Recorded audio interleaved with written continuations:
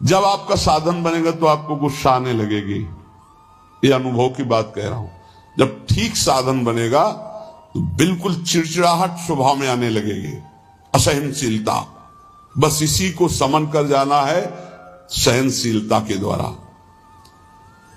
थोड़ी सी भी बात सहन नहीं होती, वो एकदम क्रोध करने लगता है, क्योंकि उसके अंदर ऊर्जा शक्ति का संचार होता है, पावर बढ़ता है भजन से।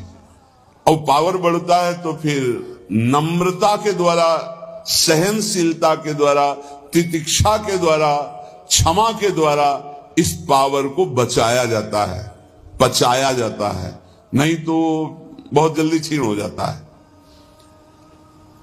आप देख लेना, सही भजन चल रहा है, ठीक आचरण है आपके, तो पहला दोष पैदा होगा ये असहनशीलता।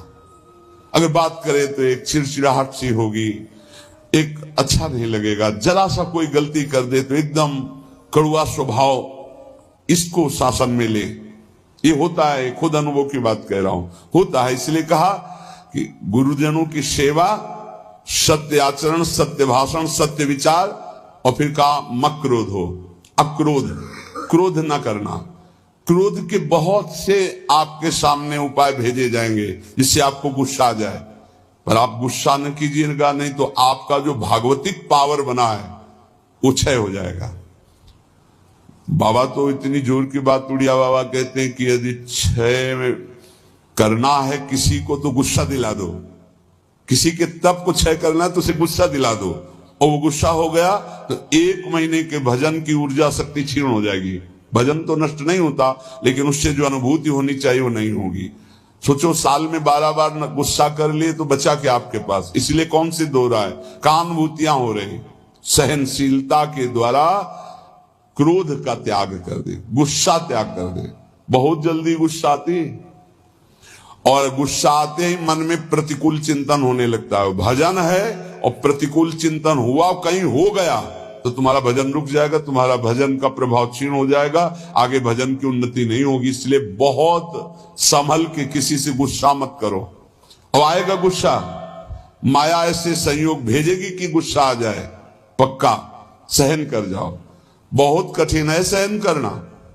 अच्छा, आप जा रहे हो, कोई थूक दे आपके ऊपर, अरे 1 बार थूक दे, 2 बार थूक दे, 100 बार थूका एक नाथ जी के ऊपर।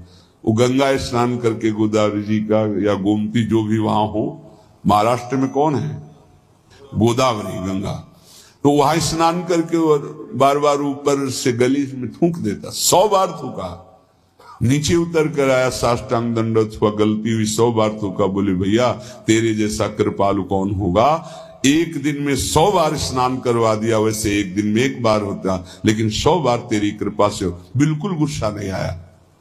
और फिर दान में उचर, ये सबके अंदर होना चाहिए। दे लेत मन शंकन धरई, बल अनुमान सदा हित करे। दूसरों को अभय दान से बढ़कर के कोई दान नहीं है, ये सबको ही दे सकता है, सबको करना चाहिए। किसी भी जीव को मन से, वचन से, कर्म से हमारे द्वारा दुख ना पहुंचे, ये सबसे बड़ा दान है, अभय दान इसे कहते हैं।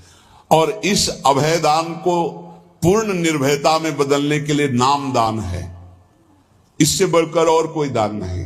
नाम दान, किसी को भी नाम सुनाना, राधा राधा जब हम जोर जोर से बोलते जय जय श्री राधे श्याम, तो सबके कानों में नाम पड़ता है, और उस नाम का हमें पुण्य मिलता है, हमारा भजन आगे बढ़ता है। इसलिए जोर जोर से नाम कीर्तन हो रहा है, जहां से आप गुजर रहे हो वहां।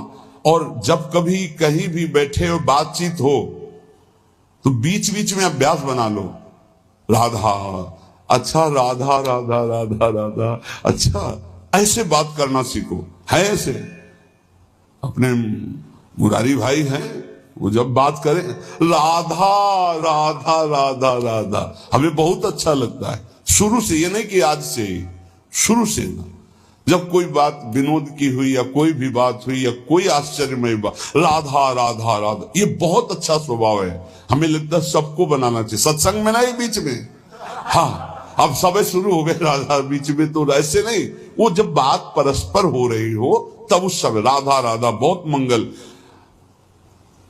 हम उपासक से बात अगर कभी करते तो यही देखते इसने कितनी बार नाम जपा, कितनी बार नाम लिया। प्रारंभ में नाम बोला, एक बार तो नाम आना चाहिए।